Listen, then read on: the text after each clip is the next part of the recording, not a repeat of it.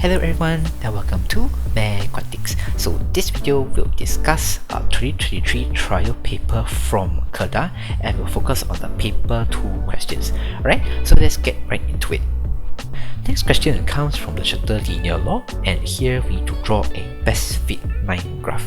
Okay, so for part A we need to draw the graph y over square root x against x. So this means that for all the values of y here, we need to transform it into y over square root x. Okay, and then we have given the scales as well for both of the axes, and this one is 2 cm to 1 unit, this is 2 cm to 0.2 units. Okay, so we need to prepare a new table, right? So here we need to change it to y over square root x. So an example is 0.54 divided by square root 1, which is the x value. Okay, same goes to the other x values. So now we will go to our graph to draw the best fit line. Alright, so this is our graph. So 2 cm to 1 unit for the x-axis means this 2 cm is one big box. So one big box, 1 unit. Okay, 1, 2, 3, 4 and so on. And for this axis, y over square root x axis, one big box is 0.2 units. Okay, so if I zoom out, so this would be our scales. Right, so according to the scales, we need to draw the points, so the 6 points, right? And now we can draw the best fit line. So best fit line, we have 2 things we need to know. First thing, we need to pass through as many points as possible, and the second is above and below the drawn line, we need to have almost same number of points. Okay, so let me give you an example of what the best fit line is. Alright, so if you can see here, we have passed through 3 points among 6, so it's still okay. And above and below the line, so above this line, there's only 1 point, and below the line there is 2 points. Okay, but this one we can ignore, because if you see in part B2, we can ignore this one. Okay, so need to explain why we can ignore this. So if we ignore this one, there will be 1 point above and 1 point below, so it's okay. It's acceptable. Right, so make sure when you draw best fit line, you satisfy these 2 criteria. Right, and also don't forget to make sure that your points are plotted correctly, because if you plot incorrectly, you might get a different best fit line. Alright, coming back to our question here, so for part B1, we need to find the value of P and Q. So P and Q is here, which is in the equation given. Right, so to find P and Q, we need to know that where does this P and Q belong to? Is it belong to the gradient or the y-intercept? Okay, so how do we determine this? Let's adjust this equation to the equation that we have drawn in part A. So our y-axis is this, and here we have a similar thing, but here we have an extra x. So let's divide the whole equation with x. Okay, so you'll get this. Right, so this one, right, if you look at the y-axis here, it's the same as the one we have drawn. And the x-axis is also x, which is the same x-axis we have drawn in part A. Okay, so this means that P belongs to the gradient part and Q belongs to the the y-intercept part. So now, how do we find the gradient from part A? Right, so let's go back to the graph. So to find the gradient, we need to find 2 points on the line, right? And then we need to draw a triangle. So make sure you choose the points which are on the line here, not the points that you have drawn here. Okay, this is incorrect. What you need to do is from this line, find the points. So how do I find the points is, I will make sure my points is on the thicker line, because for those points which are on the thicker line, you'll be able to find the x or the y coordinate more easily. Right, for example, this one, our y value is 1.6, so we don't have to calculate again. So you can just take 1.6, right? But for the x value, there's no choice. We have to calculate a bit. So here would be 6.7. So make sure when you choose the points are as far away as possible, because here, if you draw as further away as possible, you'll be able to find the gradient for the larger part of the line. Most of the line, okay, just here, from here to here. And then we need to draw the triangle. So this triangle is the right angle triangle. Why we need to draw this is because if we want to use the gradient formula, it must be from a right angle triangle. Okay, otherwise you cannot use this formula. So we need to prove that, okay, this is a right angle triangle, so we are allowed to use this formula. Okay, so now we'll go back to the question. We are going to calculate the value of m. Oh, and almost forgot. Okay, so later on we need to find the y-intercept as well, right?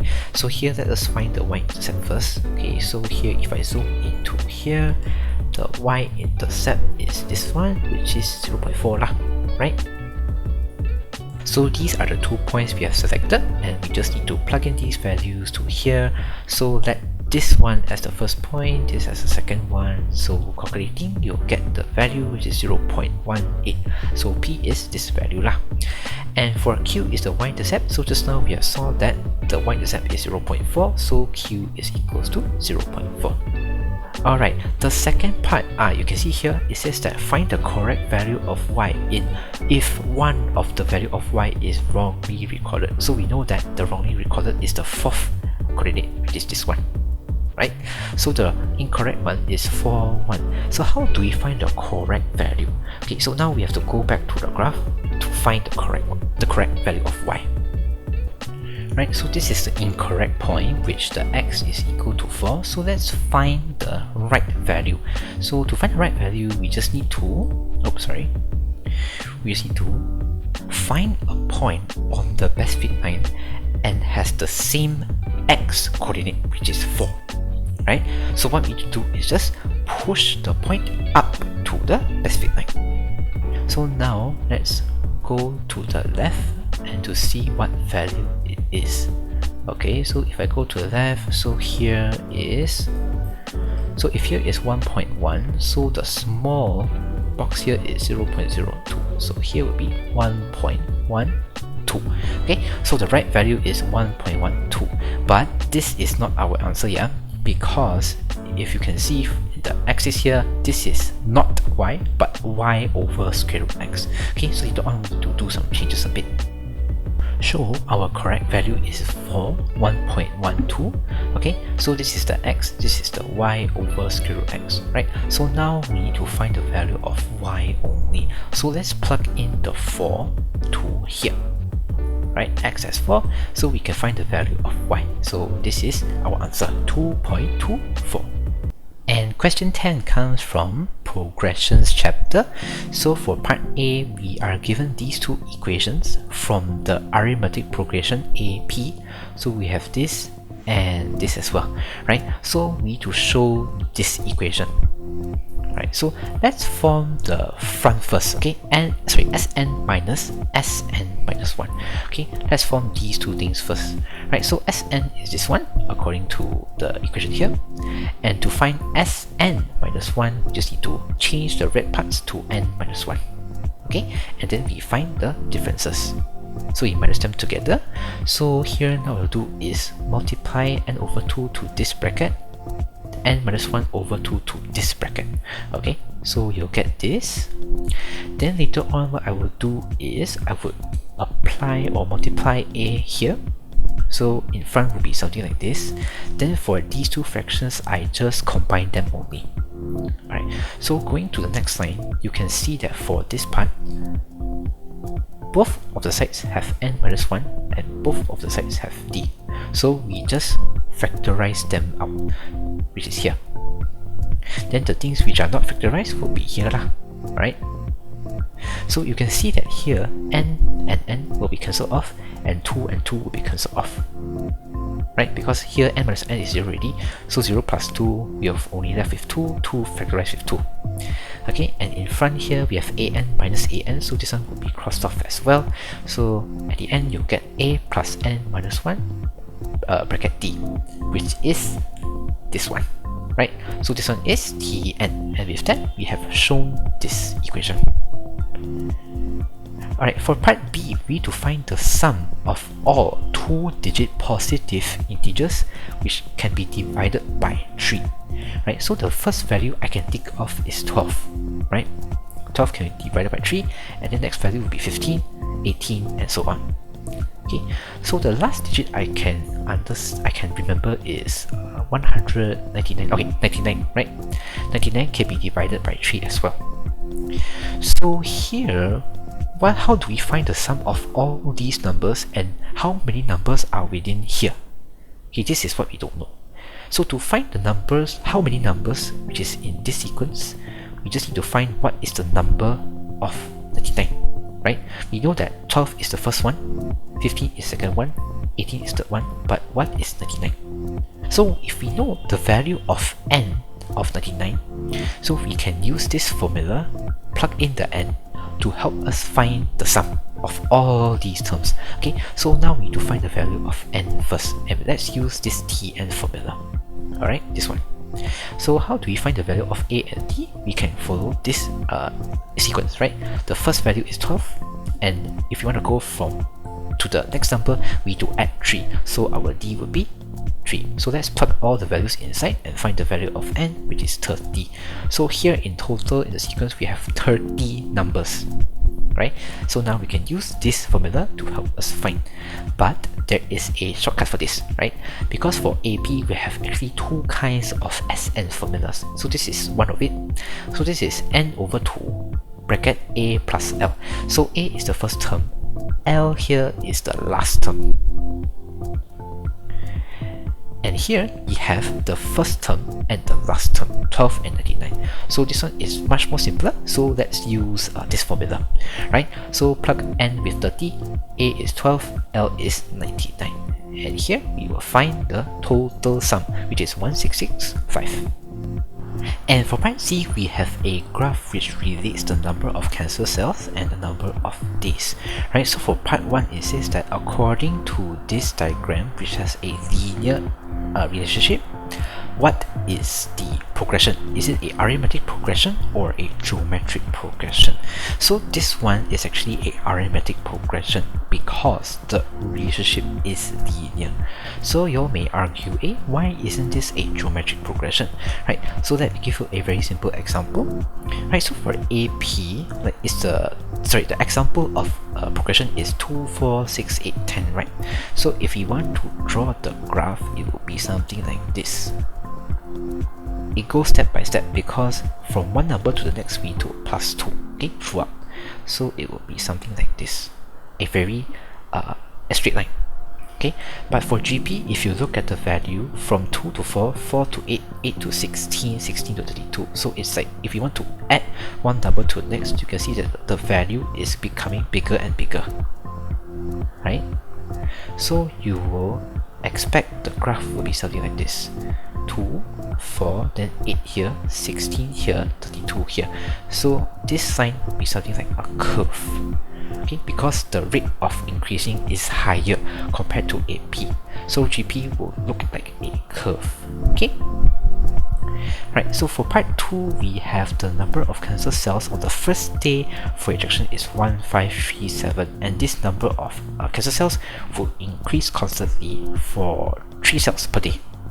Okay, so this patient will be given the second injection if the number of cancer cells exceed 1700. So what is the day which the patient will receive the second injection? Okay, so let's understand the sequence first, right? So first day is 1537. So the second day would be plus 3. So plus 3 is 1540, and so on. Alright, so for this sequence, the A is 1537, the D is equals to 3. So to find the day that exceeds 1700, this means that we need to find the number of cells in that day that exceeds 1700. So it will be a Tn more than 1700 kind of question, okay? It shouldn't be Sn, because Sn is like accumulating the cells, the number of cells from the first day to an unknown date. So it's like 1537 plus 1540 and so on, which is not correct, right? So yeah, Tn more than 1700. So we just plug the values inside and just find the value of n, which is more than 55.3. Okay, so this one, because it wants the number of day, right?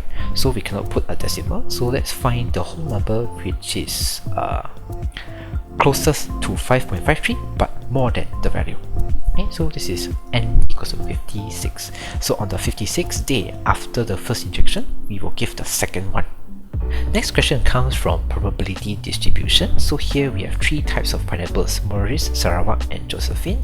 And here the pineapple, it will be randomly selected but will be put back later on, and this process repeats 3 times. So for part A1, we are given the mean to get a Nana Sarawak is 20 and the variance is 40/3. So we need to find the probability of getting this Nana Sarawak. So this means we are finding P lah. Alright, so we know that in binomial distribution, the formulas for mean is NP, variance is NPQ, right? So let's form these two equations first. So now what we can do is, for this NP which equals to 20, I can sub it here. So this means here will be 20Q equals to 40/3, and by moving 20 to the right side, we will get the value of Q. But the value of Q here is failure, right? This is the probability of not getting another Sarawak. So here means P plus Q adding together, it will be 1. So to find the value of P, it will be 1 minus Q, which we will get the value of P is 1/3. Right, so part 2, we need to find the value of M. So value of M is the number of Sarawak pineapple. Alright, so here what we can do is, assuming we are trying to find this probability of Nana Sarawak from this sentence. Okay, so this means if you want to find the probability, it will be M divided by all of the pineapples available in the basket, correct? Which is 10 plus M plus 30. Then I will equate the probability, which is 1/3. Right? So here, if I rearrange this equation, then I'll get the value of M, which is 20. And for part B, we are randomly selecting 8 pineapples from the basket, and we need to find the probability of getting at least 1 Nana Sarawak. So this means that the possibilities from 0 to 8, we need to include from 1 to 8. But again, if you want to calculate one by one, it will be very time consuming. So what we can do is use the shortcut way, or the negate way, which is find all the probability of all the possibilities, then minus out those we don't want. Okay, so we know that all the probability, if we include all these 9 values, is 1. Okay, and just we need to exclude 0, which is the one that we do not need. Okay, so if we let X as the number of Nana Sarawak, this would be our probability lah. So P is X more than or equal to 1. The shortcut way would be all the possibilities probability minus out X equals to 0. Okay, so to find Px equals to 0, we just need to plug the values inside the formula. So the formula is NCR PRQ1, sorry, N minus R, right? So our N is 8 and our R is 0, and P is 1/3, Q is 2/3, right? And plug it inside, plug it into the calculator, then you'll find the probability lah, which is 0.9610.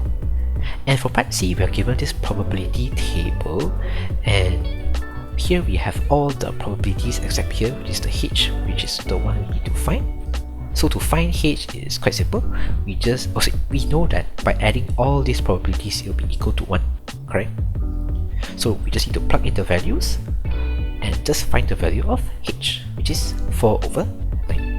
Okay, so now we need to sketch the graph of probability distribution. So our x-axis would be all the possibilities, which is 0, 1, 2, and 3, and the y-axis we need to plug in the probabilities lah.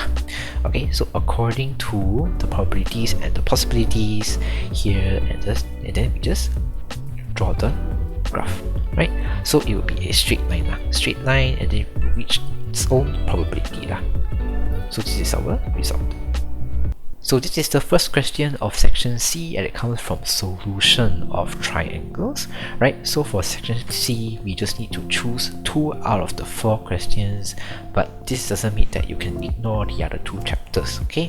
So I'm afraid that if the chapter you have selected is hard, then it will be harder for you to score this section, right? So prepare yourself for maybe like 3 or all of the chapters to help you score this part, right? So in part A, we are given these two triangles, and it says that JK and MN are parallel to each other. And also, don't forget this length is P, right? MN's length is P. So in part 1, we need to find the length of JL, which is this part, into 2 decimal place. So let me draw this triangle out again. So the question is, we need to find this one, JL, but we only have 40 and 23 degrees here. Right, so we have 2 ways to help us find the length, sine and cosine. Right, so sine rule is, if we have a pair and one side or one angle, we can use sine rule. And cosine rule is all 3 sides or 2 sides and the included angle. But cosine rule here for this case would be a bit hard because we need to find this length, okay, which I don't think is easy to find according to here. So let's just use the sine rule for now. Okay, so if we use the sine rule perspective, this means that we need to find the angle which is pairing to this line, JL, and also another pair which is this one, 40 at its angle, JLK. Right, so how do we find this one, JKL angle? So according to what you have learned in modern maths, this Z means that these 2 angles would be the same. Okay, so we actually have a Z here, J, K, M, N. So this means if this is 33, this is 33 as well, right? So this is 33. And now we can find JLK because we have already known the other 2 angles. So 180 minus the other 2 angles, which is 1, 2, 4. Then now we can use the sine rule. Okay, so JL I put it here, and the length pair, which is 33, and then 40 divided by sine 124 from here, then you'll get your answer lah. JL is equals to 26.28 cm in 2 decimal place. Right, part 2, we need to find this LM square in terms of P using the cosine rule, and JN is this length, which is from here to here. Okay, so let me draw out this triangle. So here we need to find LM, and we need to use the cosine rule. So this means that cosine rule, we need to know all 3 sides. Okay, so for LN is easy because we have these 2 lengths already, so we just need to minus them, which is 87.96. But the cosine rule, we all still need this angle, JLM. Right, so how do we find this JLM? Okay, going back to this diagram again, we can use this Z as well, because K, J, N, M is also a Z. So this means that if this is 23, here is 23 as well, right? So this is 23. So now we have all the information that we need. So let us put the pair into the equation first, right? LM squared and cos 33. Then we plug in the other 2 lengths according to this equation, right? So this is our expression, and we don't have to do anything anymore, right? Because there's only 1 mark. Right, and the third part is to find the smallest integer of LM in case this ambiguity case exists, which is the in the LMN triangle, which is this one. Okay, so from the previous question, I've mentioned that if you want to find the smallest or the shortest, we need to use the perpendicular way. Okay, so we need to transform this triangle into a right angle triangle, because right angle triangle there's only the 90 degree, right, which is also means perpendicular. Right, so if we want to, if it says smallest integer of LM, we need to adjust the length of LM here, right? So let me shrink this LM to be the right angle triangle. Okay, so this is our length that we need to find. So since this is a right angle triangle, we can use the trigo way. So for this line, this is opposite and this is hypotenuse. So O divided by H is sine. Sine 33 equals to this line, and divided by 87.96, which is found in here, part 2. Right, so our LM is 34.37, but since this is it wants the smallest integer, so we need to round it to the smallest value lah, which is 34. And for part B, we have a 3D shape, so this is the information that have been given, so we need to find the volume of this prism. Right, so here we have a triangle here. So what we can do is we find the base area first, okay, which is this triangle's area, then we multiply the height, then we will get the volume of this prism, right? So area times height. So to find the area here, we have only have these 3 lengths. So according to chapter 9, we have only have these 2 formulas. So let's use the Heron's formula lah, because for this one we need to have an angle. So let's not use this one. Okay, so let's find the value of S first, right? So add up all these 3 lengths, divide by 2, which is 45.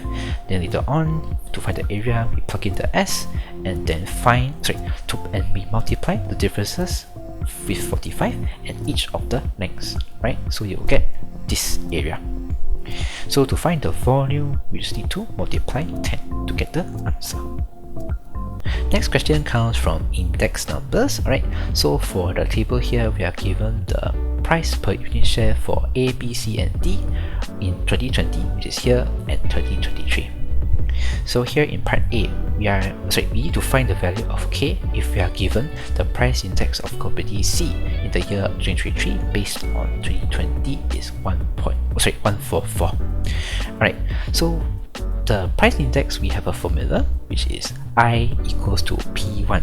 So P1 is the price based on the specific year, the year that we want, and this one is the price based on our base year.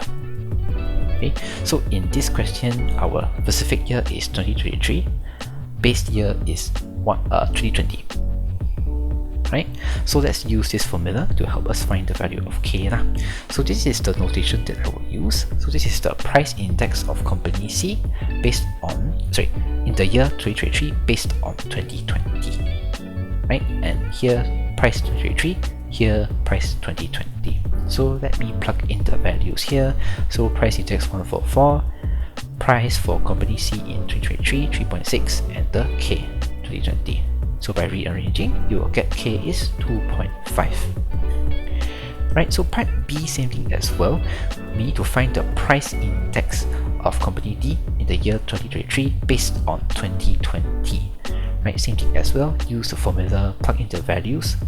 2023 is 1.5, 2020 is 6.25, and it will get 24. But here we need to interpret our value.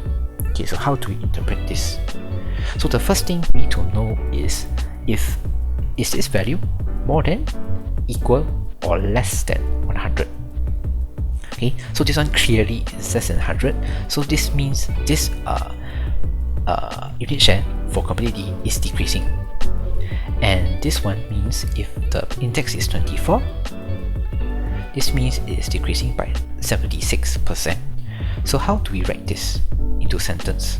Right, so we can say that the unit share of company D in the year 2023 based on the year 2020 decreases by 76%. Right, so we need to write out the item, we need to find the year, and based on which year, and then is it decreasing, increasing, or no change, and then we need to put the percentage. Alright. And for part C, we have Sealing invested this 20k into all these 4 companies equally. Okay, let me highlight this, equally in 2020. So we need to find the profit for this investment in 2023. So here the problem is, right, this 20k is invested in all these 4 companies. So the best way to solve this is we cannot use back the formula that I shared, which is the price index, but what we can do is to combine all these index into one, which is known as the composite index. So composite means combine lah, right? So we have 2 things that we need to have. It is the I and the W. Okay, so I is the price index. Okay, so in part A and part B, we have already calculated these 2, right? But for A and B we don't have, so let us use the previous formula to find. right? So here it's 177.5 and the other one is 137.5. Okay, so this is the I. Now the W here is the weightage. Okay, weightage is what is the percentage of this investment goes to A, B, C, and D. Okay, so this one we don't need to calculate because all of the values will be distributed equally. Okay, so equally means the weightage, I can just put all the values, which is the same for all companies, which is always 1. Okay, so here I will just use this formula lah.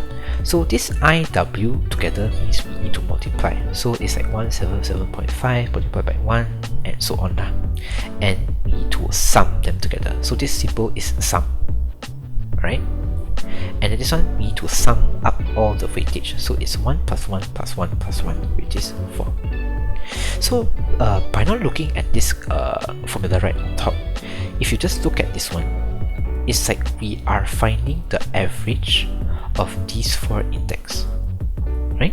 So to find the so if we find the average, we'll get this one lah, 120.75. Okay, so this one is just the index only. But if you want to interpret this, okay, let's go back to the previous question. Okay, this one. Just now we got is 122 something, right? So this one is more than 100. So this is increasing, and if you want to find the percentage, it's just x minus 100. So going back here, if we minus 100, so it will be 20.75. So we are increasing around 21% now. Alright. So now this is just the index. We need to find the profit. So let's find the investment on 2023. So how do we find this? You just need to multiply the index with the amount, which is 20k. So this is the investment in 2023. So to find the profit, you just need to find the differences between 2023 and 2020. So 2023, 2020, and you'll get the profit, which is 4150. Alright, so for part D, it gives us the profit percentage, which is 40.1. So later on, we can change this to the index, which is 140.1. Okay, because previously from index to percentage, we need to minus 100. So now percentage back to index, we add the 100, right? But here it says that the investment for A, B, C only are equal. So D is different from the rest of them. And we need to find the ratio of the investment on A, B, C, and D. Right, so for this ratio, let us put an unknown first. For A, B, C, let's put X, and for D, let's put Y.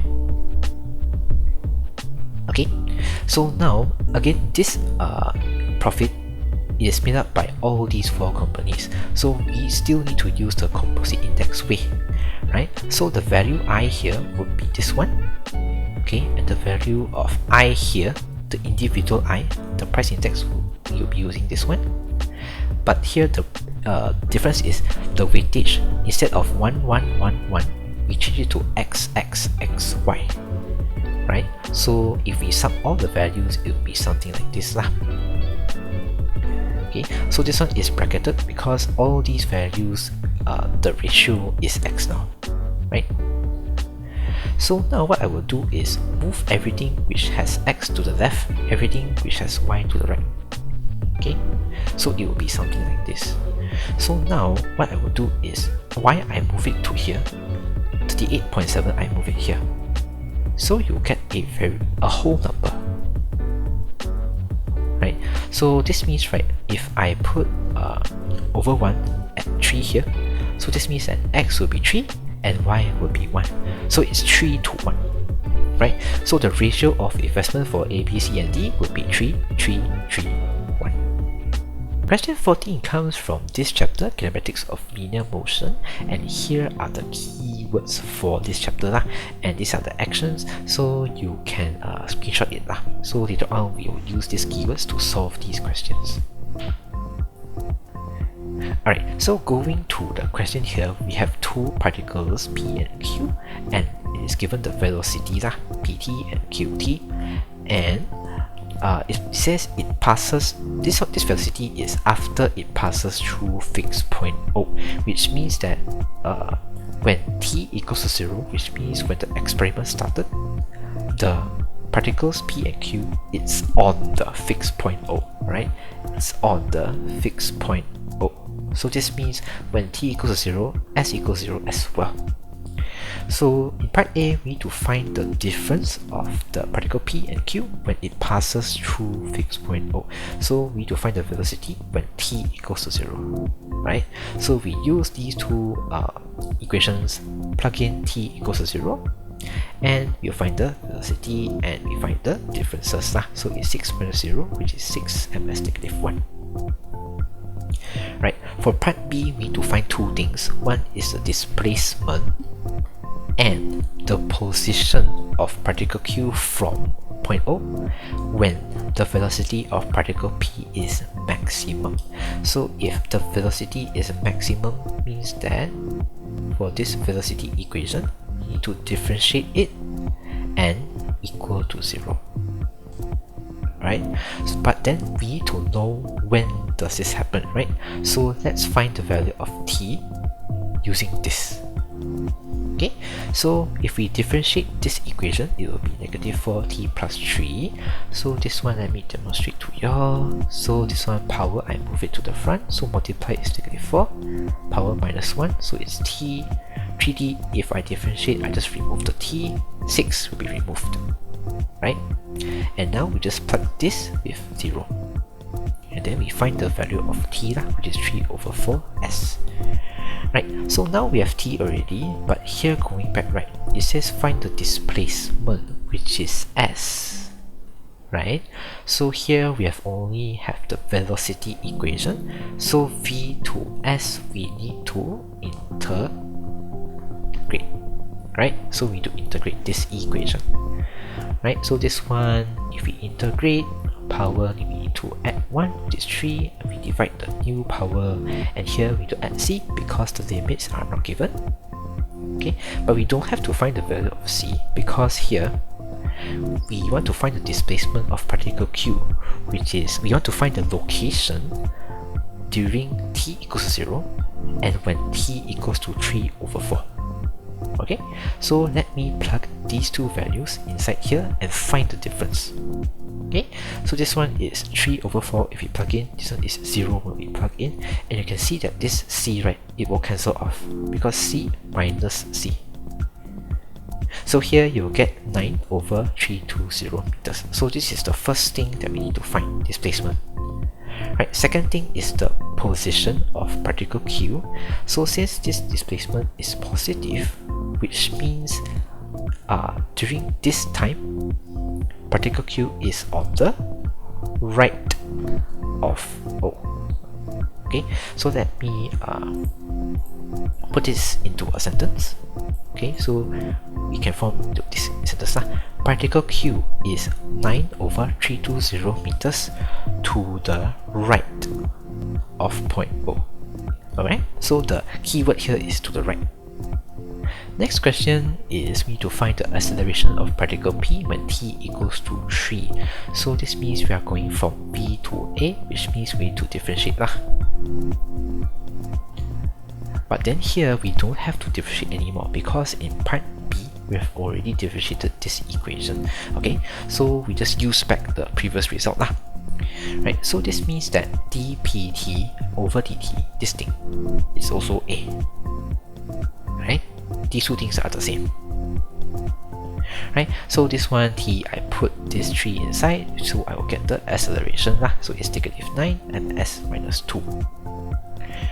And for the next question, this one is we need to find the time interval t where t is an integer. Okay, we need to take note of this one. When these two particles are moving in the opposite direction. Right, so for directions, should we use S, V or A? Okay, so I'll let you all take a few seconds to think about this.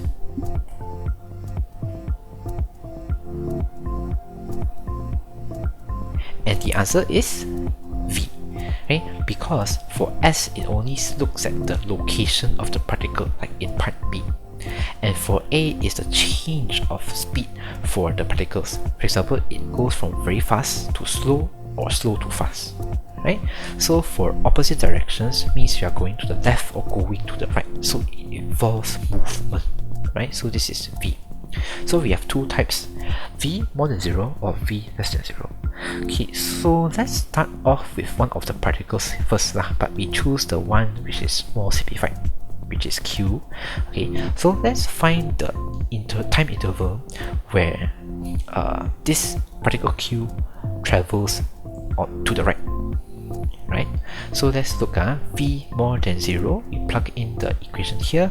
So if we move everything to the right, we will get T more than 0. So what does this mean? Okay, so this means other than T equals to 0, the starting of the experiment, for the other times, this particle will only move to the right only. Right, so if you want to find the time interval where these two particles go to the opposite direction, we just need to find the time where this particle B goes to the left, right? Because it's the opposite direction, right? So for particle P, let's use this one, B less than 0. And let's plug in the equation. But this one, the negative, I need to multiply the whole equation with negative, because this one will give us some very complicated calculation lah, right? So this one, we will change the sign to become more than. But this one, unfortunately, we cannot use the calculator, because if you plug inside, the value will be decimal, which we are not allowed. So if it's decimal, we need to use the quadratic formula, which is this one. Negative B plus minus B squared minus 4AC over 2A, right? So the values of A, B, and C will be plugged inside here, and you'll get the result lah. Okay, so if I separate and find the values, one will be 2.6 and one will be negative 1.1. So let's just draw the graph out, because this is a quadratic inequality and this is more than 0. So this means that we need to look at the area which is above this x-axis. So it will be here and here. Okay, but again, T cannot be negative, so we cannot look at this one. We can only look at this one. So our answer will be T is more than 2.6. But this one is an integer, so we need to choose the value, sorry, the whole number which is closer but more than this value, 2.6. So this one should be 3 lah. Right? So our interval will be T or more than equal to 3. Right? So this one we need to include the 3, yeah, because 3 is also more than 2.6. Alright? Alright, last question for this paper we have from linear programming, and here it says that this factory produces chairs which is in X and tables which is in Y. So in part A, we need to write out these three linear inequalities from these three sentences, 1, 2, and 3. So let's look at the first one. Number of tables which is Y is 10 units more than. Okay, so this one is just more than, yeah, it's not more than equal to, so there's no equal sign at the bottom. And chairs is X. Right, so this 10, where should I put? Should I put Y or should I put X? Right, so here if you see, this is Y more than X. So if I want it to have an equal ground a bit, I would just put the 10 here, because Y is a bit more, right, compared to X. So I just put it here. Right, so this is my first equation. So some students, they might write this as more than equal to. So I would suggest you all maybe use this table to help you all check. Right, so this one, it just says more than, so we can put like a right or wrong here, so to let you all know whether this is it correct or not. Right, so this one is just more than, so we just put the more than equal sign. Right, the next one is ratio of the number of table Y to the number of chair, which is Y to X, is more than. Okay, again, this sign is only more than 3 to 1. Okay, so we just compare the left side things and the right side, X and 1. Okay, and we remain the sign. Okay, so this is our second equation. So we can rearrange this a bit, X to the right, so we'll get this. And the third one is total number of tables and chairs, which is X plus Y, does not exceed. Okay, does not exceed means cannot be more than 60, right? Cannot be more than, so more than we need to cross off. So we will include less than and equal. So our sign would be less than equal. And this one is 60. So this is our third equation. So now we have these third equations, we can help us in part B, which is to use the scale of 2 cm to 10 units for both axes, draw the region R that satisfy these three constraints lah. Okay, so later when we shade, we need to label it as R, right? Alright, so this is our three equations, and then by using the axis where one big box is 10 units, so this will be our graph, right? Then later on I have already sketched these three lines lah. Okay, so the thing that you need to know is that for lines that have more than or equal to, you need to use the solid line. But for those which are just more than, you need to use the dotted line. Alright, this one is a very big common mistake for students, right? So please note that. And then for the equation, please do not write more than or less than equal to, just write equal, because we are drawing the lines only. It's not the region, it's just the lines. Okay, right, so how do we find our region R? So this one depends on the Y's location. Okay, so if the Y location is on the more than side, we need to sketch upwards. If Y is on the less than side, we need to sketch downwards. So this one, Y is on the more than side, right? So we need to sketch up. So this one, let's look at the line. Okay, this one, so we need to sketch upwards. This one as well, sketch upwards. So this one also sketch up. Okay, this one, if you can see, x plus y is less than equal to, so this y, sorry, not this y, this line we need to sketch downwards. Right, so this means if I want to sketch, let me use a highlighter. Okay, so the first one, if we look at y equals to x plus 10, the line will be something like this. Okay, so this is the first one. Right, second line, let me use like blue color. Right, so if I look at this one, it would be something like this. Okay, then the third line, this one I need to sketch downwards. So this one, let me use another color, or say pink color. Okay, so now we need to find the region that has these three colors, which you can already see in here. Okay, so it's this one. Right, so our region would be this part.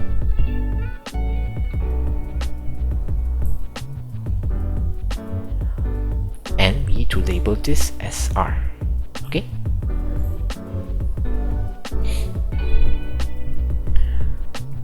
But in SPM, please do not use highlighter, yeah? What you need to do here is not this one, but you need to do something like this.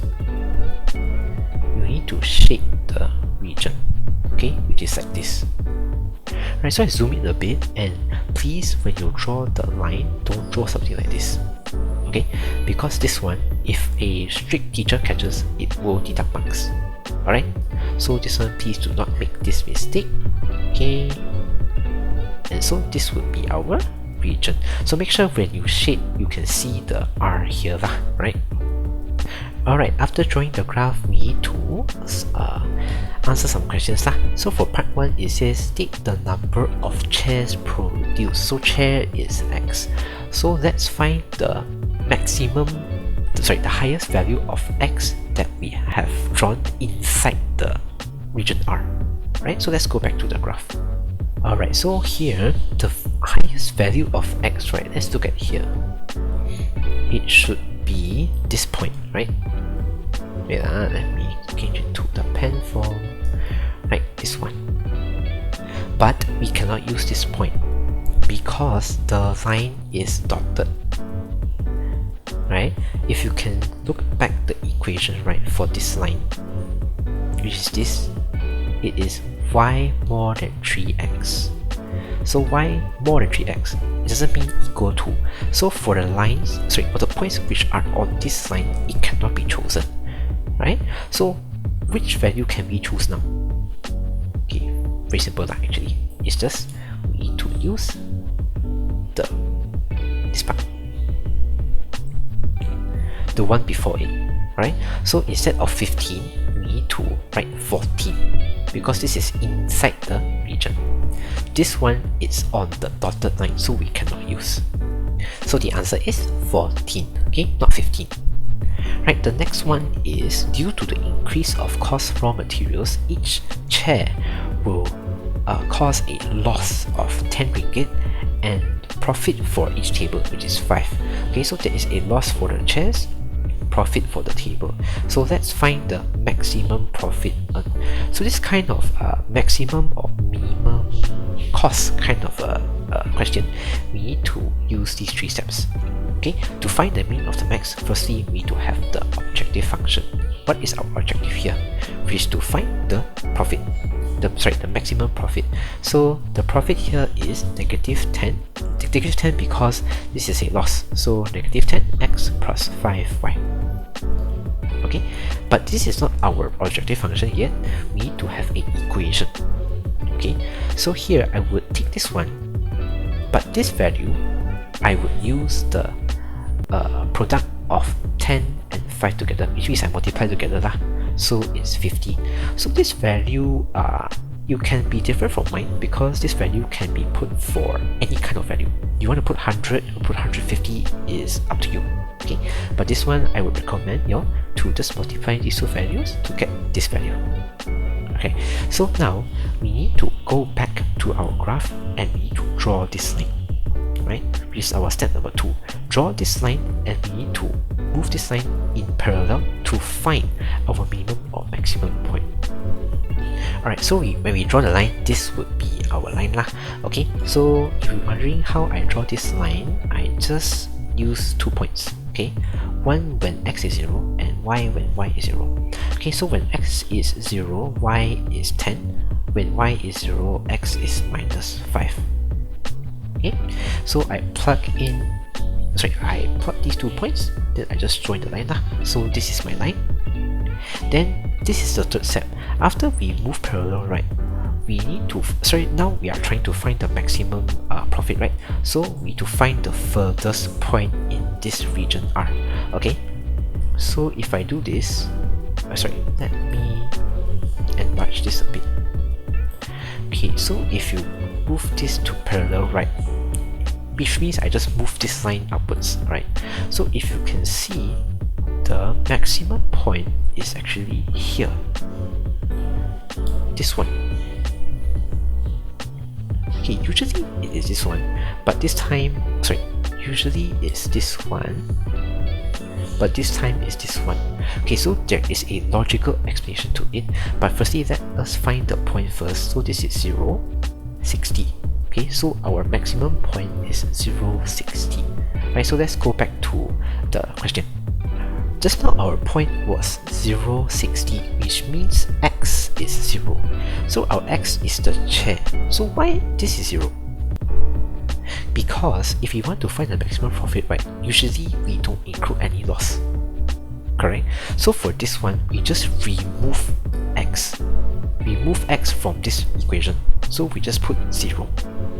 So what we need to do to increase our profit is just to sell the tables.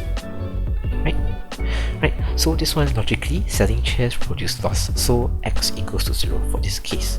So the maximum profit, you just need to sub these 2 values inside here to get the value. The answer is 300. And with that, we have completed the discussion of this past year paper. So now I will show the answer screens for each of the questions, so you can see how are the marks being allocated for each of the questions. And if you have any questions regarding this discussion, feel free to put your questions in the comment section below lah. And also thank you so much y'all for watching. I hope this video has answered some questions regarding this paper, because this paper is not quite easy, and also help y'all to revise the Addmath concepts, or maybe learn something new from this video. Okay, and for the next video that I'm going to do, maybe we'll be focusing on it's like a summary of Addmath before you sit to the Addmath paper lah. Okay, right, and thank you so much again for your watching this video. Feel free to like, subscribe and share if you feel this video is beneficial to you lah. Right, and also for those which are having SPM right now, I wish you all the best for your upcoming papers, and take care of your health lah. Right, so I'll see y'all in the next one. Bye bye.